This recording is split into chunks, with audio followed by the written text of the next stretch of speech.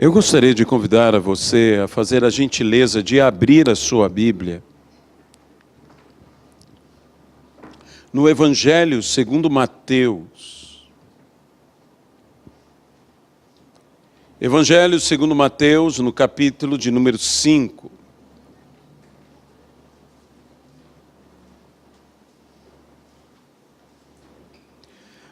Amado e querido Deus, ajuda-nos pelas misericórdias de Cristo. Fala aos nossos entendimentos, fala aos nossos corações. E converta-nos, Senhor, pela ação do Teu Santo Espírito, que nos convence do pecado, do juízo e da justiça. Leva-nos a viver plenamente qual seja a boa, a perfeita e agradável vontade de Deus para as nossas vidas. E abençoa-nos aqui, Senhor. Abençoa-nos verdadeiramente. No nome de Jesus Cristo. Amém, Pai.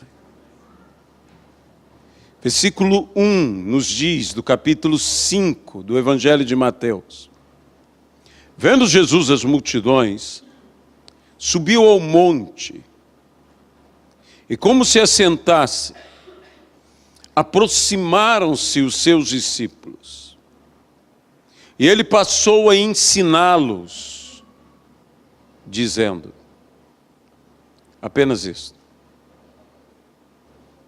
Essa palavra que é usada nesse texto, multidões, o que de fato significa isto? Significa que havia algo heterogêneo naquela reunião. Muitas pessoas. Por vezes a Bíblia nos fala do número de pessoas presentes.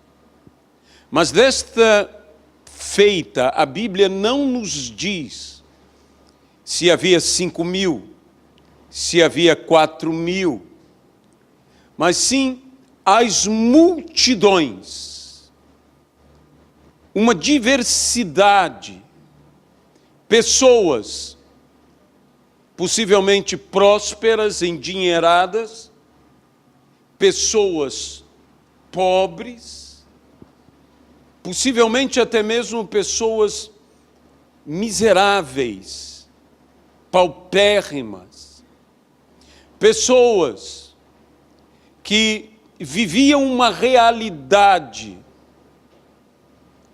talvez alguns de relativa felicidade, talvez outros de profunda amargura, e ainda outros de grande depressão, de grande tristeza. Considero que possivelmente a grande parte desta multidão eram de pessoas aflitas, de pessoas sobrecarregadas, de pessoas injustiçadas, de pessoas feridas, de pessoas maltratadas, de pessoas que foram violadas em todos os seus direitos. Gente com dor, gente de lágrimas, gente lutadora, alguns talvez chegando aos limites da sua resistência, não tendo mais forças para seguir adiante, mas ouvem algo, escutam a respeito de alguém, o nome dele é Jesus, escutam que ele executa milagres, maravilhas, sinais, prodígios. Ouvem falar que sua palavra aquece o coração frio, que a sua palavra sara o espírito angustiado. E a fama de Jesus começa a correr toda a terra, toda aquela terra de Israel. Pessoas escondidas por cavernas, pessoas escondidas das forças de ocupação romana, pessoas afastadas de toda a vida, até mesmo religiosa, de sua nação, tendo visto a hipocrisia, tendo visto as mentiras, tendo visto o aproveitamento. Pessoas que bem nós poderíamos, contextualizando hoje, chamá-los dos desigrejados, daqueles que estão fora da igreja, daqueles que até nutrem um amor por Jesus Cristo, mas estão escandalizados com as coisas que veem, com as coisas que ouvem, que não entendem como a liderança da igreja pode viver o que está vivendo. E a igreja pode estar aonde a igreja está. As coisas não mudaram tanto assim. Mas todas essas pessoas foram até Jesus. Dos mais ricos aos mais pobres, dos mais novos aos mais velhos, dos mais saudáveis aos mais enfermos, dos mais íntegros aos mais vios. Todos eles, havia uma mescla de gente. Havia ladrões, havia prostitutas, havia aqueles ladrões de colarinho branco que sempre existiram, havia os publicanos, havia os fariseus, havia toda essa sorte de gente indo até Jesus. Nós não temos muita ideia de como foi a dinâmica, como eles chegaram. Penso eu, e agora, por favor, não são as Escrituras, eu imagino que Jesus deve ter chegado antes, junto com os seus discípulos, porque a Bíblia nos fala que foram ao encontro de Jesus, então Jesus deveria estar ali, imagino eu isto. E as multidões começam a se aglomerar, a se juntar. Jesus tinha uma característica muito interessante. A Bíblia nos fala diversas vezes que Jesus, vendo, olhando, contemplando, Jesus era observador. Observador. E uma coisa interessante a respeito de Jesus, e que isto é algo maravilhoso para nós, é que todos podiam contar com o olhar de Jesus. Ou seja, todos podiam contar, e todos podem contar, com a atenção de Jesus. Quando aquela mulher endemoniada, ou apenas enferma, que diz que um espírito imundo a encurvava, isso por 18 anos. A Bíblia nos diz que Jesus estava falando na sinagoga, quando ela entrou na sinagoga. O costume da época era que aquele que ensinava se sentasse, e portanto a sinagoga toda estava de pé. O costume da época não eram homens e mulheres juntos, mas as mulheres ficavam num lugar e os homens em outro lugar. Todos escutavam, mas havia uma separação. E aquela mulher entrou. Dizem os estudiosos que quando numa sinagoga, melhor dizendo, se começa a ministração da palavra, a porta é fechada. E a minha pergunta é, se Jesus estava ministrando a palavra, se todos estavam na sinagoga, como aquela mulher entrou na sinagoga? é que a tradição é de que, embora a porta seja fechada, a porta de trás seja aberta.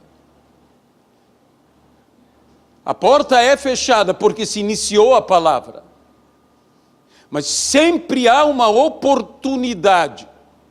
E na oportunidade, existem também o que não deve entrar. Sabe, às vezes, você pode ter um duplo entendimento.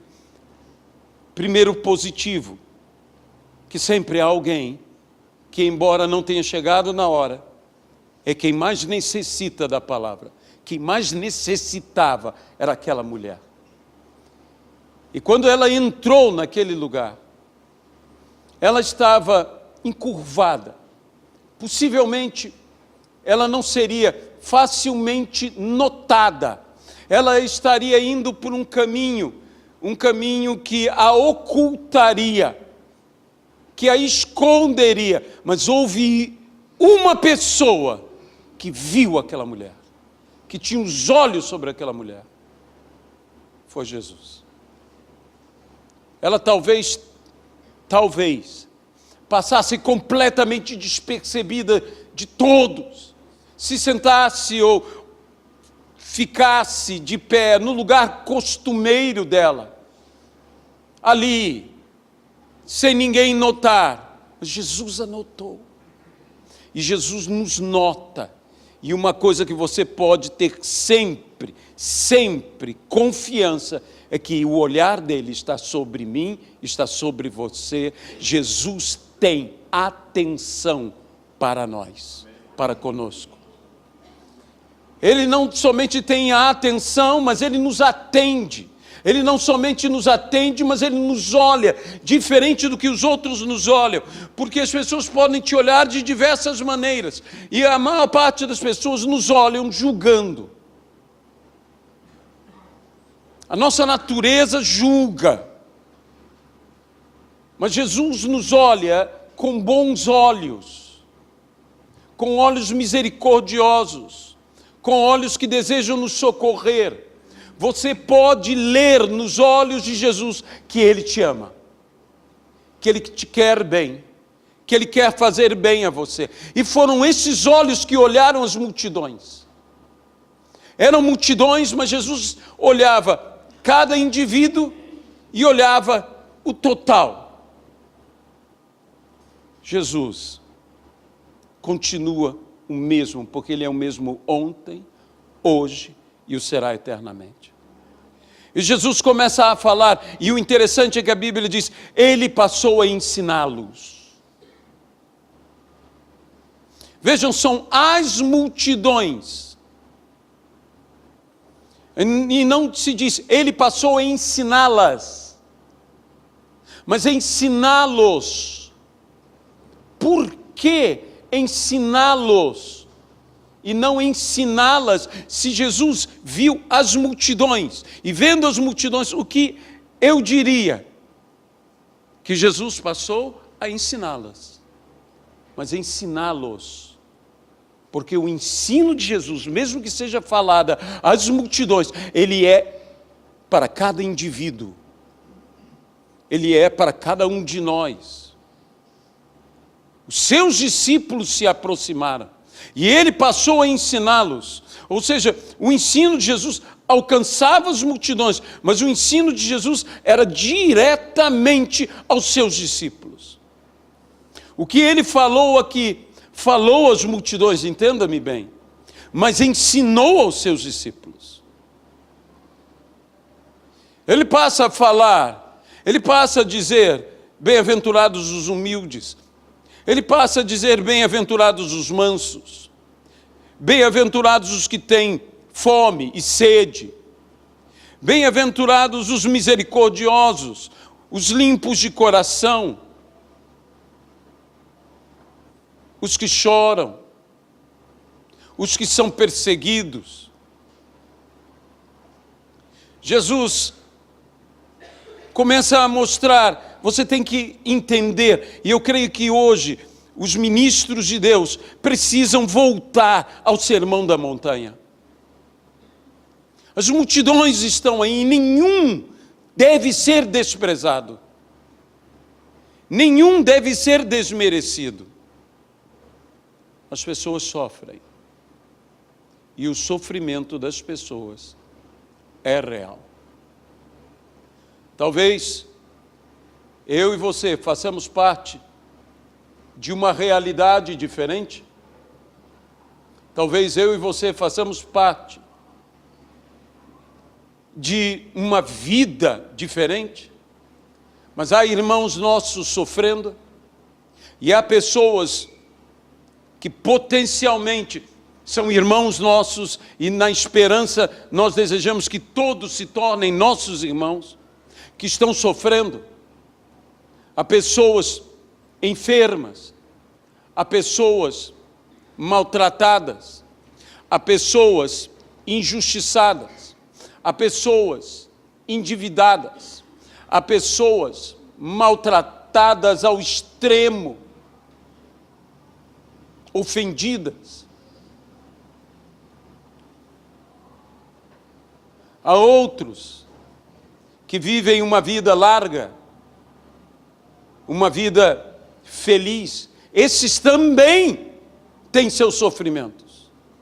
Esses também têm as suas dores. Quando Jesus fala a todos. E então Jesus começa a levantar os assuntos, os temas mais relevantes. E todos eles, no final, têm a ver com relacionamento.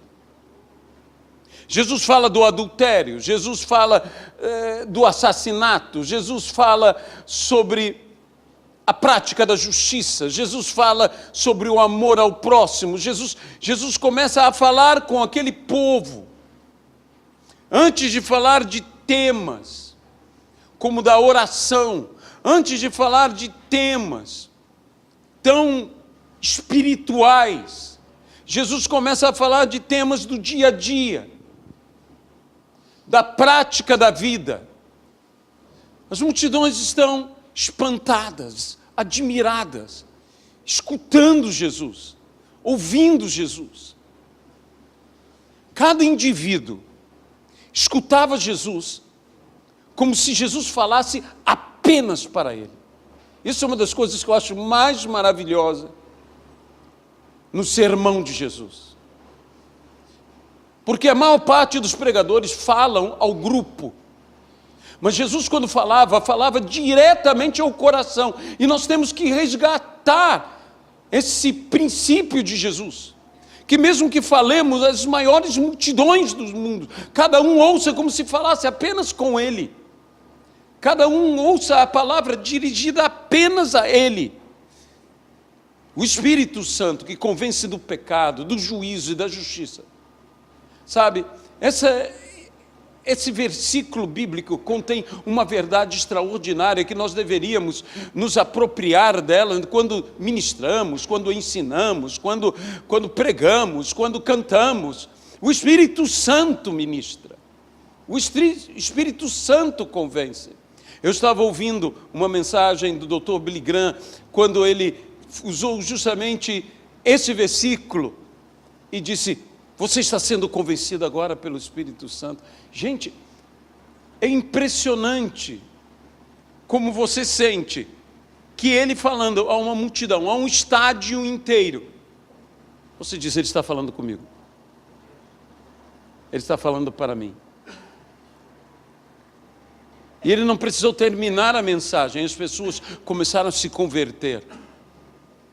Porque é o Espírito Santo quem convence do pecado, do juízo e da justiça. A Deus seja a glória por isso. A igreja vive uma realidade hoje, a igreja como um todo, a igreja especialmente na nossa nação, que a igreja tenha a oportunidade de se arrepender, que a igreja tenha a oportunidade de mudar. Eu creio que nós estamos diante de um grande, de um maravilhoso momento que a igreja de Cristo viverá, e que a nossa igreja viverá, e que eu viverei, e que você viverá. Eu creio que a chuva do avivamento já está chegando. Eu creio que algo extraordinário, maravilhoso irá acontecer, que será revolucionário, que transformará a igreja numa igreja santa, sem ruga, sem mácula, sem mancha, que irá mudar o coração de tantas lideranças. Sabe, eu vou dizer uma coisa a você. Essas redes sociais, eu não sei se elas vieram para ser bênção ou se vieram para ser maldição. Porque elas vão ser bênção ou vão ser maldição, dependendo de quem as usa e como as usa. Elas são bênção e são maldição, dependendo não apenas do que eu coloco nelas, mas do que eu absorvo delas, do que eu recebo delas. Eu confesso a você que muitas coisas que começam a entrar no que eu começo a receber, eu apago a maior parte delas. Eu digo, como isso é possível? Sabe, existem coisas que eu não entendo, que eu não compreendo. Para mim, crente não fala palavrão. Eu não sei o que você acha, mas para mim, crente não fala palavrão. Isso é uma coisa básica. Você concorda comigo? Isso é básico. Então, como eu posso ouvir um ministro de Deus falando palavras de baixo calão? Eu não entendo isto. Se a Bíblia fala que a boca fala do que está cheio o coração. Eu aprendi isso desde pequenininho. Ah, você é muito religioso. Sim, sou. Eu prefiro ser religioso. Parece que ser religioso hoje é um palavrão. Parece que ser religioso hoje é um erro. Sabe o que é ser religioso? É ser um praticante. Sabe o que Jesus disse a respeito de sua palavra? Todo que ouve a minha palavra e a pratica. Deixe-me dizer uma coisa, nesse sentido positivo da palavra. Eu não estou falando da religiosidade, da hipocrisia religiosa, mas da prática, da obediência. Existe uma necessidade de um despojar, ser despojado, cultos despojados, gente despojada. Então nós queremos ser contextualizados, nós deveríamos estar querendo ser espirituais e não contextualizados, nós deveríamos estar querendo ser santos e não aceitados, nós deveríamos querer a cruz e não os louros de glória. Mas não, nós não estamos nesse caminho. Mas eu creio que isto é evidência. É a evidência que onde abundou o pecado, superabundou a graça de Deus. Vem graça maior. Isso não me desanima. Quando um ministro de Deus, eu não sei porque nós, ministros de Deus, temos que falar de greve de caminhoneiro, temos que falar disso, temos que falar daquilo. Nós não temos que falar de política, você tem que ser contemporâneo. Sabe, eu não fui chamado, com todo respeito, quem quer falar, fale, mas eu não fui chamado para falar de greve de caminhoneiro, eu fui chamado para falar de Cristo e este crucificado. É isso que Paulo disse, é isso que o apóstolo Paulo disse. Eu não fui chamado para falar de política, eu fui chamado para falar do Evangelho. Está faltando o Evangelho. Meu irmão, minha irmã, mais uma vez eu quero, não é advertir, mas sejam cautelosos. Cuidado. Às vezes você olha alguma coisa na rede social, e isso acontece com todo mundo. E diz, oh, isso está bom. E você nem termina de ouvir e já compartilha. E no final, a armadilha está lá. No final, porque você não ouviu tudo, você não escutou tudo, e de repente a coisa muda, e de repente o discurso muda, E você que ouviu o início e achou tão maravilhoso e colocou e tudo muda. Eu estou espantado como pessoas crentes estão compartilhando coisas e de repente colocam um adeno e dizem assim, palavrões à parte, o que ele está dizendo é verdade. Sabe, eu não vou emprestar o meu ouvido a ficar ouvindo palavrões. Está falando a verdade? Graças a Deus, fala a verdade, mas fala a verdade de outra maneira. É a mesma coisa, nós temos que pregar o Evangelho, mas nós temos que pregar o Evangelho com classe, com nível. Você não pode pregar o Evangelho de uma maneira grosseira. Jesus não era grosso, Jesus era elegante, Jesus era gentil, Jesus tratava uma prostituta da mesma forma como ele se dirigia à sua mãe. A palavra que Jesus utiliza nas bodas de Caná da Galileia para sua mãe, que ele diz mulher, que não é apenas mulher, ente feminino, mulher, ali é mais bem traduzido, minha cara senhora. Uma maneira respeitosa de falar, não é mulher, é minha lady, digamos assim. A mesma palavra ele utiliza para a mulher adúltera. Mulher, onde estão os teus acusadores? Veja a dignidade com que Jesus tratou aquela mulher que era adúltera, pega em flagrante adultério. Falou com ela como falou com sua mãe. Se dirigiu a ela como se dirigiu a sua mãe. É assim que nós devemos ser. Porque o nosso modelo é Jesus Cristo. Eu estou aqui para imitar Jesus Cristo. Eu não estou aqui para imitar qualquer outro ministro de Deus, fora do que ele é imitador de Cristo. O apóstolo Paulo diz, sede meus imitadores assim como eu sou imitador de Cristo. Porque ele era imitador de Cristo, eu posso ser imitador de Paulo. Porque eu também quero me tornar como Paulo, imitador de Cristo. Meus irmãos, as pessoas sofrem. Você sofre. Mas eu quero dizer uma coisa. Há alguém que tem um olhar sobre você. Há alguém que está te vendo.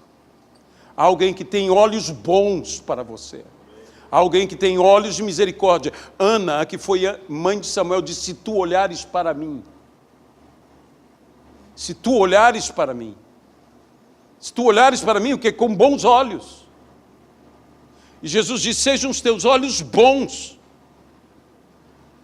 Tenham vocês também bons olhos. Sabe, nós somos desafiados diariamente, quase que constantemente, a vivermos o Evangelho. Porque não é fácil viver o Evangelho. Não é fácil olhar a vida com bons olhos. Não é fácil olhar as pessoas com bons olhos. Não é fácil não julgar. Não é fácil não condenar. Não é fácil ficar do lado certo. A igreja hoje vive situações difíceis, complexas, mas é a mesma realidade que Jesus enfrentou. Nós ainda temos os escribas, nós ainda temos os fariseus, nós ainda temos os publicanos, nós ainda temos os zelotes, nós ainda temos todo esse tipo de gente. Nós ainda temos os endemoniados, nós ainda temos os enfermos, nós temos os pobres. Aliás, os pobres, Jesus disse, vocês sempre terão. Se há uma coisa que a gente pode ter certeza, é que tem pobre. Porque Jesus disse, vocês sempre o terão. Nós devemos ajudar, nós devemos cooperar, mas acima de tudo nós precisamos trazer uma palavra redentora, salvadora, transformadora. Sabe, essa madrugada, eu fui acordado pelo Senhor. Eu não gosto de colocar as coisas fora do que é a terminologia da palavra. Para mim, a mensagem tem que ser na palavra. As experiências são experiências, mas nessa madrugada, Deus mexeu comigo. Nessa madrugada, Deus falou a mim. Nessa madrugada, uma das coisas que Deus falou comigo é o que eu estou justamente tentando transmitir nessa manhã. Que as pessoas sofrem. Que as pessoas estão sofrendo. Meus irmãos, a igreja não pode ser um lugar de coleta de recursos, simplesmente. Não pode ser um lugar de entretenimento. A igreja não pode ser um lugar em que buscamos, até mesmo, eu diria, o desenho da igreja, as coisas da igreja. Existe um caminho pelo qual a igreja enche, a igreja lota, a igreja superlota. E tem gente que está pegando esse estereótipo, essa metodologia, e estão fazendo, e estão esquecendo o que Deus lhes chamou para que eles viessem a fazer. Por quê? Porque a vida é dura, a vida é difícil. Existem contas a serem pagas.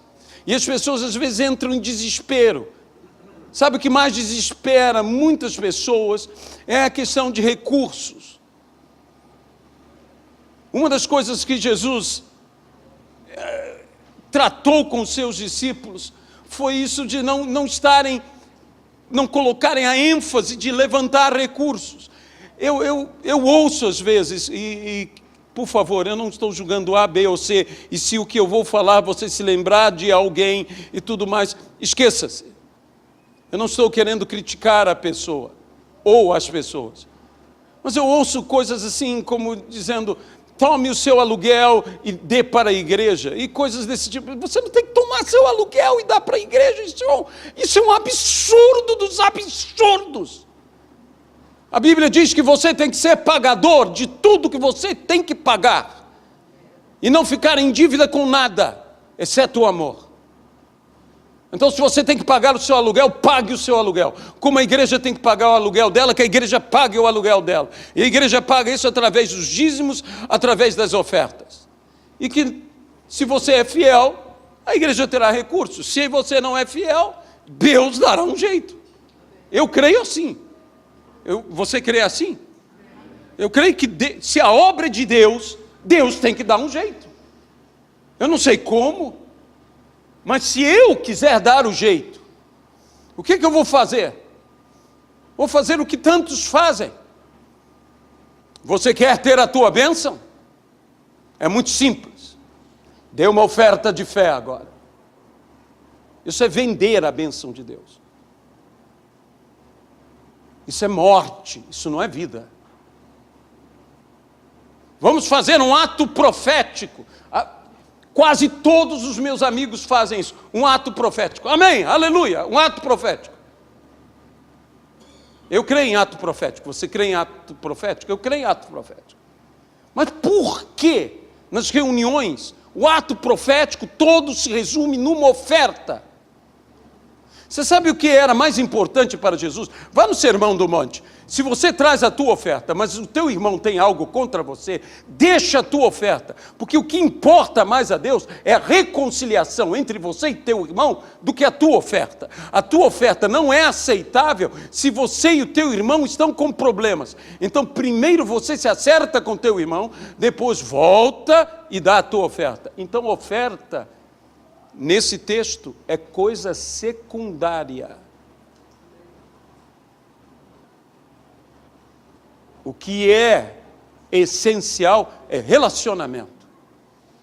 É o relacionamento que é essencial. Oferta é secundária. E eu fico impressionado que as igrejas maiores, mais lotadas, é claro que eu entendo, por favor, eu não estou... Mais uma vez, eu não quero falar mal de igreja grande. Eu quero ter uma igreja grande. Você quer ter uma igreja grande? Eu espero que você queira. Eu quero ter uma igreja grande. Eu quero ter uma igreja grande de muita gente e gente santa. E gente feliz. e gente abençoada, e gente comprometida. Uma igreja grande, mas uma igreja grande, grandes problemas também, pode ter certeza. Mas eu vejo igrejas, às vezes, enormes, e é onde o apelo financeiro é maior. Meus irmãos, não é sem motivo que no Sermão do Monte, Jesus chegou um momento e disse: ninguém pode servir a Deus e a Mamão, e as riquezas. Pode agradar a um e aborrecer a outro. Isso quer dizer que se eu vou agradar a Deus, por favor, eu espero que eu não perca ninguém por falar isso. Eu vou aborrecer a Mamon. Porque disse: se eu vou agradar a um, eu vou aborrecer. Talvez isso. Eu não posso reclamar, porque eu tenho visto a fidelidade do Senhor e Deus me cuidar, e cuidar da minha família, e cuidar dos meus. Nunca faltou nada. E mesmo quando não tivemos o que queríamos ter, tínhamos o que precisávamos ter. Porque nem sempre tivemos tudo o que queríamos ter. E é muito difícil você viver, por vezes, pela fé. Sabe, eu nunca fiz muita conta. Não porque eu não seja bom de conta. Quando eu estudei engenharia, eu não sou engenheiro, por favor, eu estudei engenharia só. Eu fui monitor de cálculo avançado. Eu sei fazer conta, um pouquinho, eu sei. Já não me lembro mais nada de cálculo avançado. Isso eu estou falando de coisa que, pelo amor de Deus, chega a ser quase 40 anos atrás, que eu estudei assim. Eu já não mexo nisso, eu só mexo na Bíblia. Eu sei agora mais de versículos do que de contas, mas eu nunca faço contas. E por vezes eu estou fazendo as coisas, entenda bem, eu não sou inconsequente. Mas quando Deus te pede alguma coisa, quando Deus vai e faz, e eu vou e faço e não faço conta. Então eu posso deixar todo mundo desesperado ao meu redor. Por quê? Porque eu não faço conta. Eu sei que no final Deus honra tudo. Deus paga tudo. Deus não deixa faltar nada. Mas isso não quer dizer que é fácil. Isso não é fácil. Deus é fiel, mas nem sempre os homens são fiéis. Eu já vivi na minha vida, no meu ministério, eu já experimentei a infidelidade dos homens. E sabe como é que Deus manda tratar a infidelidade dos homens? Continuando amando o infiel. É assim que Deus manda. Ah, não, errou comigo, está na lista negra. Meu irmão, não existe lista negra na igreja de Cristo. Eu não estou dizendo que nós não temos que ser tolos, ingênuos. Mas eu vou dizer uma coisa. A bondade, a misericórdia, sempre nos dá um grau de ingenuidade. Eu me espantei de ver um estudo histórico, antropológico, social, que foi feito sobre os líderes da humanidade, os maiores líderes da humanidade, os mais bem-sucedidos líderes da humanidade. Sabe qual é o traço comum de todos eles?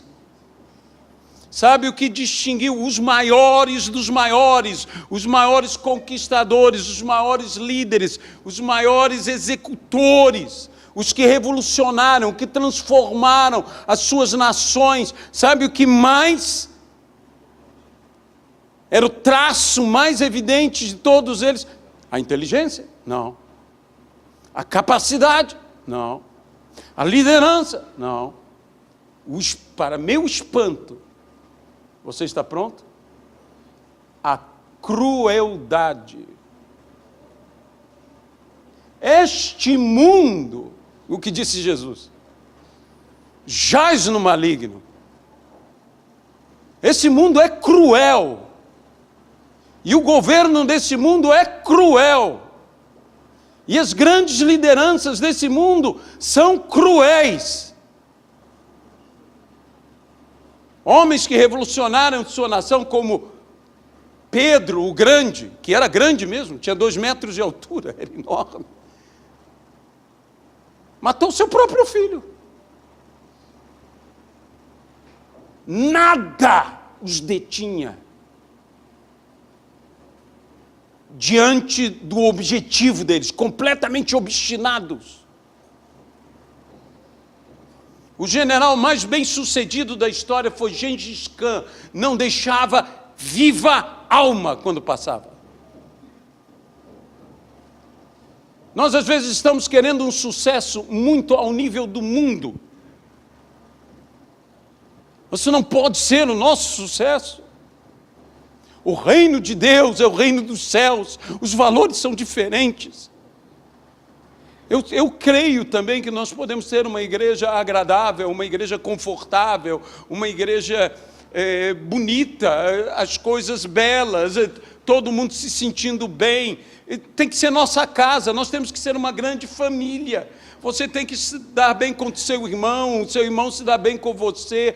Às vezes, você não acorda bem, às vezes eu não acordo bem, dormiu mal, ou discutiu, ou ouviu algo que caiu mal.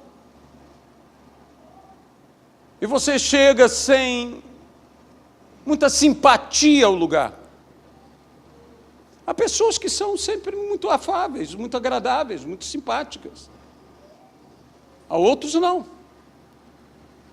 Tem gente que só a misericórdia de Deus mesmo. Mas aí, naquele dia, o irmão não fala contigo, naquele dia o irmão não te dirige a palavra, naquele dia você fala com ele e ele não percebe, ele não ouve. Todo mundo já passou por isso. Todo mundo vive isso. Porque isso pode acontecer com qualquer um de nós. Qualquer um de nós. E aí, lá vai, o inimigo se aproveita e nós já... Porque não é fácil. O desafio que Jesus nos deu não é apenas entrar no céu, é viver aqui na terra, um com os outros. Eu estou salvo, você está salvo. Você pode dizer amém a isso? Salvo nós estamos, eu quero ver é viver. Viver um com o outro. Sabe que uma das coisas que me chama a atenção da comunidade que Jesus dirigia, dos discípulos que Jesus dirigia, é que de vez em quando tinha uma briga. A Bíblia fala, houve grande discussão entre eles. Isso é uma maneira elegante de dizer que eles quase caíram no tapa. Não é? Uma grande discussão. E por causa disso, os outros 10 ficaram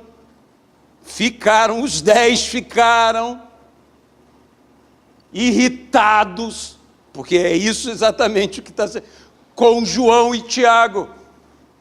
E João e Tiago, eu vou te contar, João e Tiago, eles pediram, você vê na cara dura, eles pediram na cara dura, eles chegaram lá, mamãe, fala com Jesus, mamãe. Dizem que ela era tia de Jesus.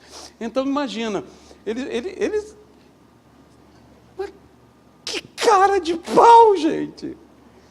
Eles já tinham pedido a Jesus, e Jesus tinha dito não. Então eles o que fizeram? Já que ele não disse não, vamos pedir a mamãe para a mamãe falar. E o que fez a mamãe? Falou. E a Bíblia diz, e por causa de... Você imagina o que Jesus tinha que administrar? Você imagina um Pedro irritado, um zelote, que Jesus tinha um que era zelote. E olha, para você ver o temperamento de Pedro, Pedro andava armado. Isso mostra o jeito que era de Pedro. Pedro não conversou, gente. A gente resolve agora. Quando Jesus falou, vocês têm a espada, Pedro já... Eu tenho. Que novidade, é Pedro. Tinha que estar armado. E esse é o nosso problema, a gente sempre está armado. Igual a Pedro. Talvez não com espada, talvez não com revólver, mas nós estamos armados. Nós estamos prevenidos. E mal escutamos, a arma sai. E mal escutamos, a arma se manifesta. Jesus via as multidões e via que as multidões tinham um problema. E quando ele passou a ensinar os seus discípulos ali, ele começou a mostrar, olha as multidões. Agora digo eu, olha as multidões. Olha a dor das multidões. Não olha as multidões no que as multidões podem te dar. As multidões podem nos dar muitas coisas. As multidões podem nos dar glória. As multidões podem nos dar fama. As multidões podem nos dar dinheiro. As multidões podem nos dar muitas coisas. As multidões hoje têm levado pastores a serem políticos. Porque as multidões levam. As multidões te coroam. As multidões te entronizam. As multidões têm dado recursos a muitos. Olha, eu vou dizer uma coisa, a melhor coisa que existe, no meu parecer, na minha maneira, quanto à questão de economia, é depender do Senhor. Depender do Senhor é a melhor coisa que existe. Porque nada do que eu tenho, na realidade, eu tive por meus méritos. Nada do que eu tenho. Tudo o que eu tenho pela misericórdia e compaixão do nosso Senhor e Salvador Jesus Cristo. Ele tem suprido, Ele tem dado, Ele tem abençoado, Ele tem guardado a cada um de nós. Mas esse é um caminho que eu tenho visto como é um caminho tentador para tantos ministros de Deus desviados, seduzidos. Quem não gosta de boas coisas? Quem não gosta de boas coisas? É maravilhoso. É maravilhoso ter boas coisas. Às vezes nós não entendemos o caminho pelo qual Deus nos levará a tal lugar. Disse o Senhor a Paulo, é necessário que você vá a Roma. Se hoje Deus falasse isso, eu preciso que você vá a Roma. Eu preciso que você vá a Washington. Eu preciso que você vá a Brasília. Sabe como Deus levou Paulo a Roma? Preso. Preso. Ele foi para Roma, não é verdade? Mas ele foi para Roma preso. Eu queria ver, atualmente, com todo respeito, as pessoas que... Ô Senhor, tu vais me levar a Roma, por favor, ó Deus, pelo menos de classe executiva. Paulo foi de classe executiva no sentido de execução, porque ali ele estava prisioneiro de Roma, foi para Roma. Você vai falar diante de César, aleluia, preso, com um carrasco ali do lado para matá-lo, mas falou diante de... Gente, o Senhor disse a José, eu vou te exaltar. Foi promessa, não foi? Não disse que ia exaltar mais que o pai dele, exaltar mais que todo mundo, a todo mundo ia se inclinar diante dele, mas graças a Deus, Deus não mostrou o caminho, porque se Deus mostrasse o caminho, se Deus mostrasse que ele ia ter que ser escravo, que ele ia ter que ser prisioneiro, que ele ia ficar numa prisão, que ele ia sofrer tudo o que ele iria sofrer, porque sofreu. Eu vou te levar para lá, aleluia, glória a Deus. A Bíblia diz sobre o profeta Ezequiel, e tomou-me o Espírito, e todo mundo hoje quer, aleluia, que o Espírito Santo me tome, e me levou, e o Espírito Santo me levou, e para onde levou o profeta? Para um vale de ossos secos.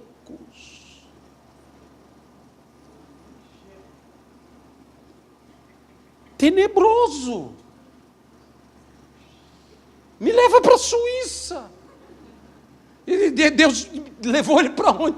Levou, agarrou ele, levou para um lugar que é de ossos secos, um cemitério aberto, de ossos sequíssimos.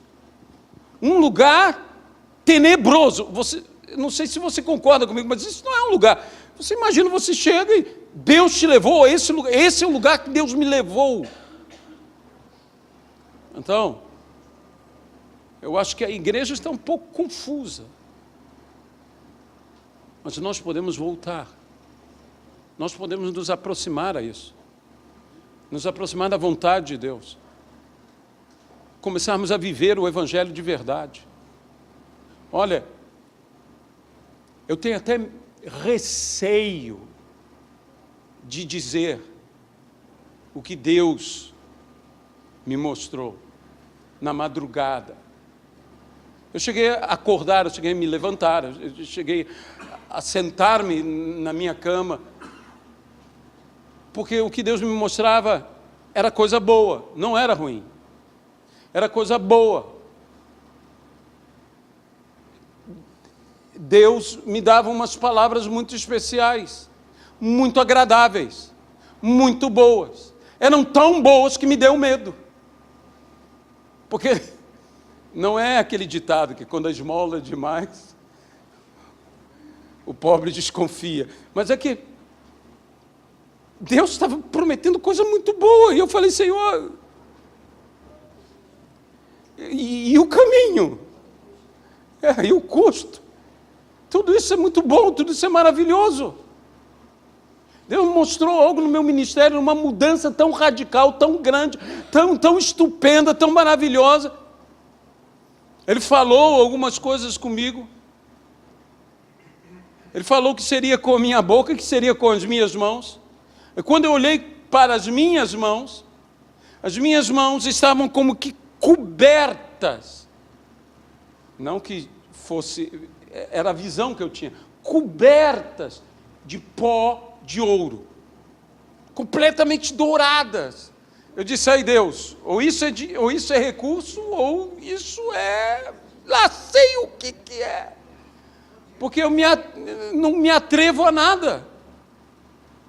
Eu não me atrevo a nada, Senhor. Eu não sei qual é o caminho. Eu só sei do seguinte, eu me entrego ao Senhor.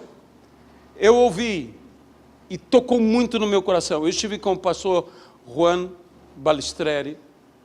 Nós fomos até lá escutá-lo, amigo meu há mais de 20 anos, 28 anos. E ele estava pregando em Taubaté. Nós fomos lá escutá-lo.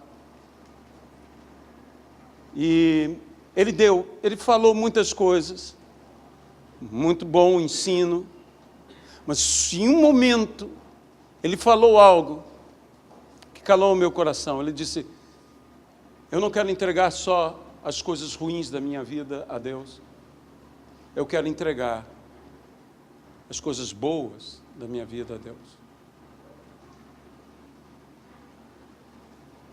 E de repente aquilo entrou como uma espada, porque há palavras que entram como uma espada em você, que te perfuram, que te atravessam. Essa palavra também é necessária, que te mata. Desculpe dizer assim, mas existem palavras. E eu falei, Senhor, eu me converti novo ao Senhor, aos 7 anos de idade. Eu jamais me desviei do teu caminho. Eu tenho coisas ruins, tive coisas ruins. Eu tenho erros, tenho falhas. Eu não sou um homem perfeito. Eu tenho muitos erros. Mas eu também tenho uma visão a meu respeito. Uma visão de um bom homem. Eu sou íntegro. Dentro do que é integridade. Eu sou um homem correto. Eu sou um marido, um pai, um bom marido, um bom pai, um homem fiel. Fiel aos homens, fiel. Fidelidade é um dos traços fortes da minha personalidade. Eu sou amigo. E eu comecei a colocar... E eu disse, no final, Senhor, a Bíblia diz, o Senhor tenha misericórdia de mim, com efeito todo homem é pura vaidade, eu tenho vaidade de tudo isso. Você sabe que as nossas maiores virtudes, às vezes são estragadas, porque junto com as nossas maiores virtudes, geralmente está associada a nossa vaidade. A gente estraga tudo com a vaidade, mas o homem é pura vaidade.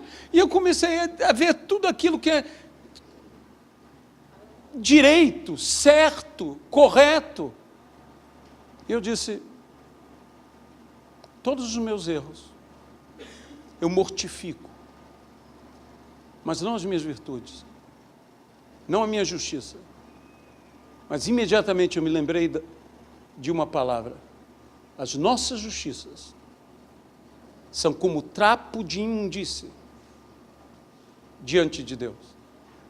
Eu disse, Senhor, me perdoe. Até hoje, eu só matei metade de mim. Eu matei a metade que eu não gosto. Eu matei o que eu desprezo. Eu matei o que eu tenho vergonha. Isso eu matei. Mas tem uma outra metade de mim que eu não mato nunca, porque eu aprecio essa metade, porque eu amo essa metade. E o apóstolo Paulo diz, dia após dia eu morro. E eu falei, eu não morro. Eu fico moribundo, porque só uma parte morre. Olha, isso mexeu tanto comigo. Eu não sei se eu consigo dizer o que eu senti. Eu falei, eu quero que eu não viva mais, eu quero que Cristo viva em mim. Eu falei, para Cristo viver em mim, eu tenho que morrer por completo. Eu tenho que... não é, meu irmão, eu não estou dizendo que você ser correto, é que o padrão não é o relativo aos outros, porque eu sou bom relativamente a uns outros que são muito piores do que eu. Essa que é a verdade. Mas o meu padrão agora é Cristo. É Cristo. Então, o que eu acho que eu sou bom, quando eu comparo a Cristo, é um trapo de imundície. É isso que eu estou dizendo. E até nisso eu tenho que me mortificar completamente, eu tenho que reduzir o meu corpo ao pó, eu tenho que me combater, porque existem coisas em mim que eu gosto. Eu espero que em você também haja. Coisas que eu olho e eu digo, muito bem, Aloysio, muito bem. Sabe, hoje eu estou aqui muito mais no sentido de derramar a minha alma do que de dar uma mensagem. Eu estou derramando a minha alma diante de Deus e diante de vocês. Eu estou dizendo que eu creio que existe futuro para a igreja de Cristo. E o futuro é Cristo. E nós podemos nos arrepender, e nós podemos ser diferentes, nós podemos ser transformados. Nós somos um diminuto povo, nós somos um povinho pequeno aqui, nós somos um grupinho, e ainda mais diminuídos pelo final de semana. Feriado, greve, e tem gente que já juntou greve e feriado, fez um feriadão. Não é? Greve no Brasil é coisa interessante. Mas nós estamos aqui hoje. Sabe, eu vou te dizer uma coisa, eu não quero julgar pastor A, pastor B, pastor C. Cristo morreu por todos nós, por mim e por eles. Quando você chega e entrega tudo que é de bom, que há em você, e joga aos pés de Cristo, não existe mais nada bom em você. E aí, você é inferior a todos, porque ainda tem alguma coisa boa neles. Aí eu entendo o apóstolo Paulo dizendo, eu sou o maioral dos pecadores. Aí eu entendo o apóstolo Paulo falar, considerando o outro superior a mim. Por quê? Porque eu perdi tudo para Cristo. Eu me esvaziei por completo diante de Jesus. Eu joguei tudo, não somente o ruim, mas o bom que há em mim. E veja bem, eu não estou dizendo que eu tenho que ficar ruim, não. Eu estou dizendo que eu tenho que ficar melhor. Em Cristo. Por Cristo. e para a glória de Cristo, porque dele, por ele, para ele, são todas as coisas que a Bíblia diz. Glória, pois, a ele, eternamente. Não é fácil isso, e nem é fácil explicar isso. E nem é fácil explicar isso. Porque me forçou a me reavaliar por completo ao pai que eu sou, ao pastor que eu sou, ao esposo que eu sou.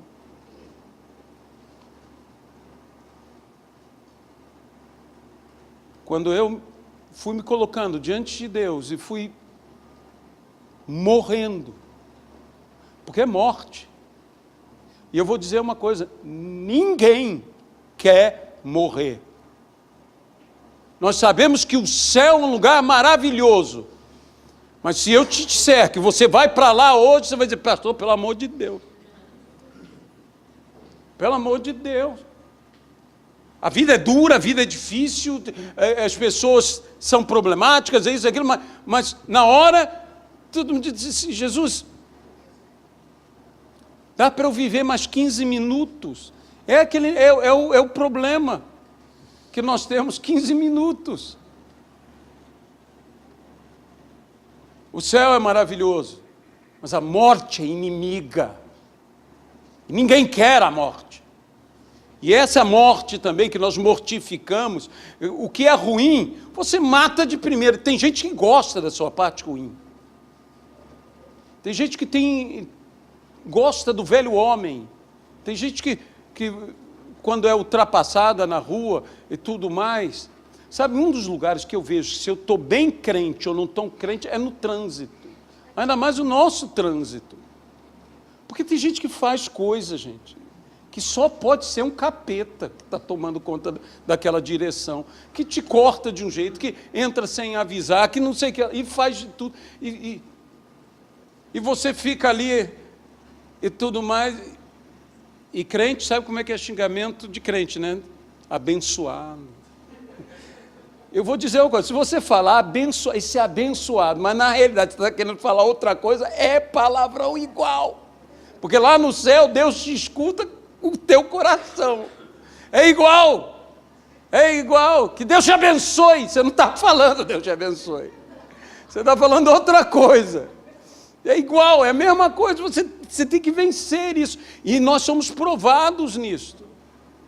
Nós somos provados nisso. E eu vou dizer uma coisa a você. Tem gente que diz, se fosse o velho homem, você ia ver. Você ia ver. O velho homem está dizendo, está vivinho lá. Está vivinho. Nós temos que vencer. Não apenas o mal, mas nós temos que nos entregar por completo a Jesus. Entregar inteiro a Jesus. Entregar aquilo que eu digo, não, olha, tem gente, eu não sei se você é dizimista, se você não é, eu faço questão de não saber. Eu não sei nada. Eu não quero, e nem quero saber de nada. Mas esse negócio de ser dizimista, esse negócio, é só o Espírito Santo que toca. Porque se eu te convencer, eu vou te convencer intelectualmente. Eu vou te convencer com... Você sabe, para mim, eu sou dizimista desde que me dou por gente. Eu juntava as moedas para poder dar. O meu neto aqui, quando ele de vez em quando colocaram ele para ajudar aqui na oferta, ele constrange as pessoas. Eu falei, esse aí tem futuro. Ele chega assim... e se você não coloca nada dentro, ele continua ali, porque é que na escola dominical eles aprenderam que se você não tem dinheiro, você dá o seu coração. Então, ele fica esperando você botar o coração. Se você não botou nada, você tem que botar o coração. Ali, então, bota o coração. Se você só fizer assim, ele segue. Depois é que eu fui entender o que estava acontecendo. Porque ele chegava, a pessoa não botava nada, olhava para ele, sorria e ele continuava lá, né? Ele continuava lá e tal, até esperar a pessoa colocar a oferta lá, que seria... No caso dele, ele estava esperando botar o coração por causa da escola dominical. Mas a pessoa ficava sem graça. Muita gente pegava pelo menos uns R$2 e botava ali, né? Que aí ele seguia. Que enquanto não botasse, o menino ficava lá. Eu falei, ixi, toma cuidado com esse aí. Toma cuidado. Mas isso é uma coisa que a gente faz porque a gente ama. Eu sei desses testemunhos, eu ofertei e eu recebi. Mas, gente, eu quero ofertar, eu não me importo se vou receber ou não receber.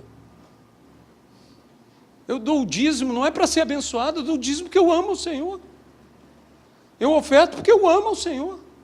Eu oferto porque eu creio no que eu estou ofertando. Eu oferto para a menina dos olhos de Deus porque eu creio nessa obra. Eu oferto na cesta básica porque eu creio nisso. Eu oferto para as bolsas de estudo dos meninos lá porque eu creio nisso. Porque eu quero fazer parte disso. Eu não estou ofertando porque eu estou semeando para colher. A Bíblia diz que quem semeia muito, colhe muito. Quem semeia pouco, colhe pouco. Quem não semeia nada, não colhe nada. Isso dizemos nós. Só que Jesus diz, vocês não semearam e vocês vão colher. Aí matou a gente. Porque a gente fala, se você não semear, você não vai colher. E Jesus disse, você não semeou e você vai colher. E aí o que eu faço? Oi, Jesus, assim o Senhor prejudica a coisa. Assim o Senhor tem que dar uma mãozinha para a gente, porque o povo já é difícil de dar, e o Senhor ainda fala isso. E agora, como é que eu convenço o povo? Eu disse, você não tem que convencer o povo. Ninguém tem que convencer o povo. Sabe, uma das coisas que quando eu estou em congresso e tudo mais, a pessoa, você faz a oferta? Para mim, a oferta devia vir feita. Você está me entendendo? Olha, quando tem avivamento, você não precisa pedir ao povo, para o povo dar dinheiro. O povo dá dinheiro, porque o povo quer dar dinheiro, porque tem avivamento. Você sabe, eu acho que sem falar nada, absolutamente nada, eu não preciso te convencer, eu não preciso dizer, nós temos esse desafio, nós temos outro desafio. Eu preciso de 10 pessoas aqui com R$1 milhão. Quando você tem avivamento, essas coisas acontecem, sem ninguém pedir, sem ninguém falar, sem ninguém constranger. Eu não estou dizendo que a pessoa não possa fazer uma mensagem sobre oferta e tirar a oferta. Não, o que eu estou querendo dizer é o seguinte, que se você ama o Senhor, você faz tudo naturalmente. É por isso que a Bíblia diz, Deus ama a quem dá com alegria. E eu quero ser amado de Deus, eu quero dar com alegria, eu quero fazer as coisas assim. Meus irmãos, eu vou dizer uma coisa para você, nós estamos para viver uma mudança tremenda. Eu estou orando, pedindo para Deus abençoar a tua vida, para Deus prosperar a tua vida, para Deus enriquecer a tua vida, que Deus te faça rico. Eu quero que você tenha tudo do bom e do melhor, sabe? Eu sonho, eu falo, Deus, deixa eu sonhar, eu quero que o simples tenha tudo e que o rico tenha de sobra para poder abençoar a muitas pessoas. Sabe, eu vou dizer uma coisa a vocês aqui.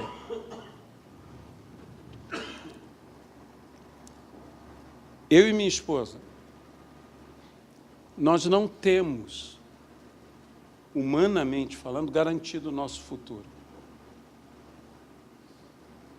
Eu não tenho aposentadoria. Eu não posso deixar para ela uma pensão.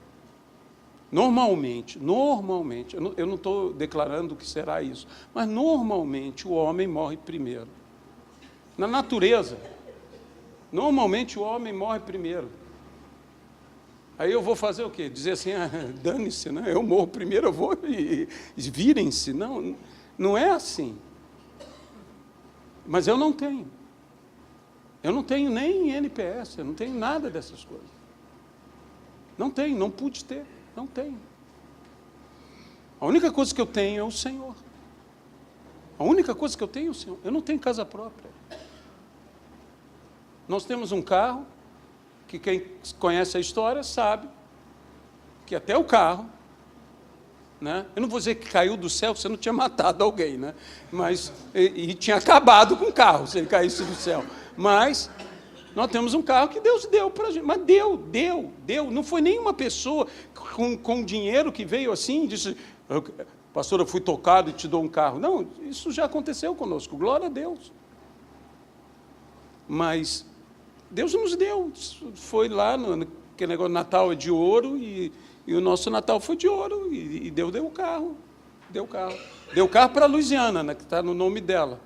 Quer dizer, nem o carro é meu, para você ter uma ideia. Nem o carro é meu. Quer dizer, eu estou mal, meu irmão. Eu estou mal. Então, se não for confiar no Senhor, eu falo com o Senhor, eu digo, Senhor, por exemplo, nós moramos hoje numa casa, que é uma casa grande. Ela é grande. Ela é grande. Quando eu entrei naquela casa a primeira vez, eu tive vontade de sair, dizendo, mas meu Deus, o que vão falar de mim nessa casa? Porque 270 metros quadrados, na Zona Sul. É o mesmo preço, aproximadamente, da casa que nós morávamos. E aí, como meu filho, Aloísio, foi morar na Barra, e Ana se casou, foi morar no Rio Grande do Sul, nós falamos, bem, vamos para um lugar menor, conversamos com tia Thelma, o que ela achava e tudo mais, e fomos falar com a pessoa dizendo, nós vamos embora e tal, a casa está grande para nós, e nós vamos para um lugar menor, mais barato, e a pessoa então falou, não, deixa que eu converso com o proprietário. Eu falei, por quê? Para baixar o aluguel. Eu falei, meu Deus, vai baixar o aluguel? Quer dizer, eu estou querendo ir embora e Deus teima que eu tenho que ficar lá. Negócio de maluco. Você vai ficar lá? Eu falei, mas senhor, isso aqui não é... É muito isso aqui. Mas é o que Deus está fazendo. Durante 19 anos, eu e minha esposa, moramos num sala e quarto. Durante 19 anos, criamos os nossos filhos. E quem é daquele tempo, eu não vou falar quem é antigo, porque podem se ofender, né? Quem é experiente, melhor, né? Experiente, vai se lembrar daquela casinha, daquele lugarzinho, aquelas janelazinhas. Vai se lembrar de tudo isso. Essa é a nossa vida, essa é a nossa história. Hoje, muitos ministros de Deus, não é errado você ter, mas o seu coração não pode estar nisso. Seu coração não pode estar na igreja grande. Teu coração não pode estar nas multidões te aplaudindo. Teu coração tem que estar em Cristo. É por isso que tem que morrer o homem inteiro. Tem que morrer o que é bom. Tem que morrer o que é bom também. Não só o que é ruim. O que é ruim já foi tarde, mas o que é bom também tem que ir. E nós temos que ser humildes, temos que ser quebrantados. A gente está sofrendo, as pessoas precisam de solução. As pessoas precisam ser felizes dentro da sua casa. Você sabe de uma das coisas que eu olho, por exemplo, eu estou vendo os nossos jovens. Alguns estão se casando, mas eu ainda não estou vendo todo mundo se casando como eu quero que se case.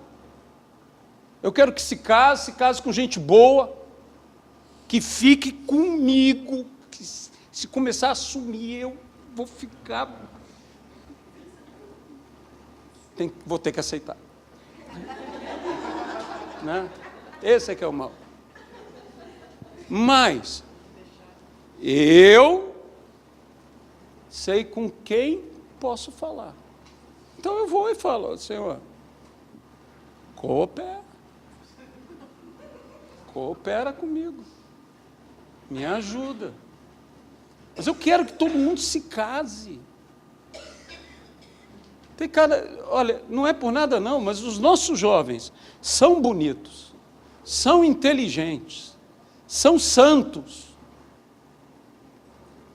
Poxa vida, então, pelo amor de Deus, e tem muita moça, então que chova homem nessa terra, pelo amor de Deus, que negócio é esse? Que chova homem nessa terra, tem que chover, tem que vir gente boa, e não tem que ter desvio no meio do caminho, porque às vezes vem uns camuflados aí no meio e tal, isso, aquilo, que não é o certo, não, tem que ser gente boa,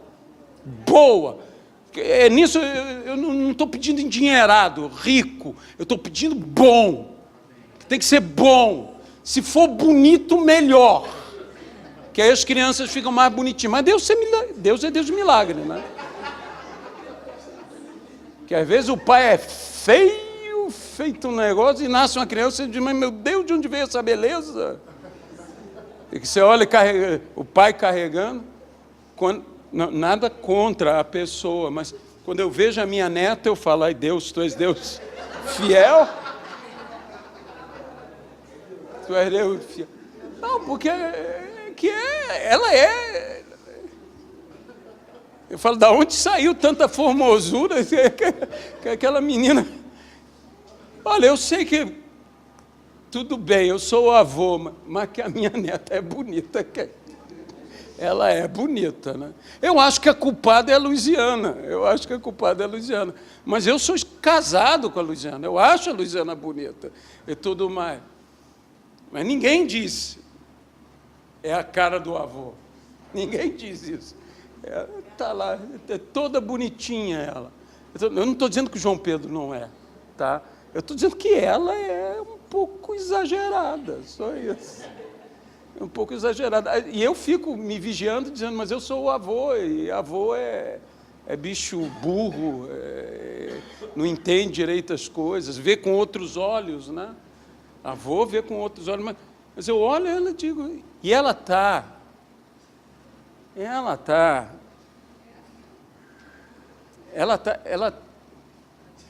de cinema, a menina está naquela idade que tudo fica, é charmosa, ela sei, eu falo, Jesus, dou o braço a torcer, realmente avô, eles mandam na gente, fazem o que quiserem, porque você se rende mesmo, você se entrega. Deus é Deus de maravilhas, Deus é Deus misericordioso, mas eu quero, meus irmãos, eu quero essa igreja cheia de gente casada, e com filhos, eu quero aqui, eu já falei isso, Deus tem me atendido, mas eu quero isso aqui lotado de criança, eu quero ver a escola dominical, que você entra e diz, meu Deus, o que é isso? Fecha, você entra e já leva um susto, tanta criança, quero a nossa escola dominical, cheia e todos eles se divertindo, todos eles alegres, todos amando a Jesus, e aquela presença do Espírito Santo, isso é vida na igreja. Isso é vida na igreja. Então, prepare-se, porque coisa boa vem por aí. Mas nós temos que ser uma igreja com um coração diferente, com coração em Cristo, com valores diferentes. Eu não quero, volto a dizer, nada contra, eu não quero fazer um teatro aqui, eu quero a vida aqui, cair de joelhos, chorar diante de Jesus, não é só rir, eu quero chorar, quero arrependimento, quero santidade, quero mudança. Por isso que eu disse, eu não estou pretendendo pregar, eu estou pretendendo derramar a minha alma, para que você entenda que Deus está para fazer algo de maravilhoso, que o Senhor fará algo extraordinário. Naquele dia Jesus pregou às multidões, e há muitas multidões aí, e nós precisamos ganhar almas para Cristo, nós precisamos transformar toda essa realidade. A igreja hoje, e eu não quero julgar a igreja, mas a igreja hoje tem tantos outros valores. O maior valor para Deus são as almas. São as almas, nós precisamos das almas. E precisamos transformar as vidas. Hoje nós vamos participar da ceia do Senhor e eu quero te convidar a fazer um compromisso diante de Deus. A entregar-se todo, não apenas o seu lado ruim. Entregue tudo a Deus. Entregue tudo ao Senhor. Para que Cristo viva em você. Para que Cristo viva na tua vida. No nome de Jesus Cristo. Senhor nosso Deus, nós nos entregamos aqui. Oh Deus, tem misericórdia.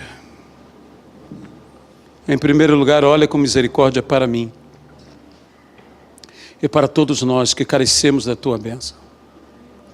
Tu sabes dos desafios, como ministério, dos desafios prontos e imediatos, desafios a longo prazo e dos desafios individuais.